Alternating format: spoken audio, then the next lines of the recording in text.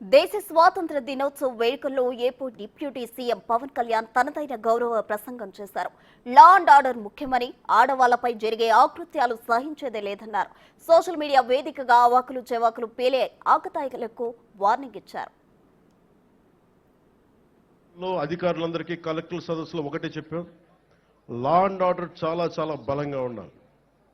ఒక ఆడబిడ్డ ఇంట్లో నుంచి బయటికి వెళ్ళి క్షేమంగా తిరిగి ఇంటికి వెళ్ళాలి. ఆ స్థితిలో ఉండాలని మేము కోరుకుంటా ఉన్నాం. చాలా లా అండ్ ఆర్డర్ చాలా అన్కాంప్రమైజింగ్ యాటిట్యూడ్, అన్కాంప్రమైజింగ్ ధోరణితోటి చాలా బలంగా ముందుకెళ్తున్నాం. ఈ సందర్భంగా మీకు ఒకటే తెలియజేసుకుంటా ఉన్నాం.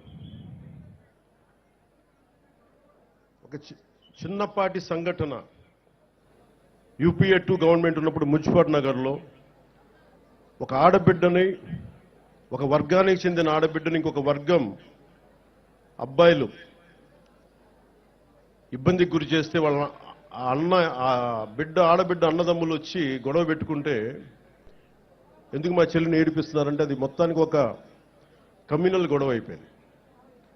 యాక్చువల్గా చూస్తే అది ఒక law and order issue. So law and ఆర్డర్ని సరిగ్గా కనుక మనం చేయకపోతే అది ఏ స్థాయి గొడవలని వెళ్ళిపోతాయి. అందుకని ఈ ప్రభుత్వం లా అండ్ ఆర్డర్ మీద చాలా చాలా బలమైన నిర్ణయాలు తీసుకుంటుంది. సోషల్ మీడియాలో పోస్టుల దగ్గర నుంచి బయట విచ్చలవిడిగా మాట్లాడేవాళ్ళు, ఆడబిడ్డల మాన ప్రాణాలని ఇబ్బంది పెట్టేవాళ్ళు, దాడులు చేసేవాళ్ళు, దౌర్జన్యాలు చేసేవాళ్ళు కొంచెం జాగ్రత్తగా ఉండాల్సిన సమయం అది.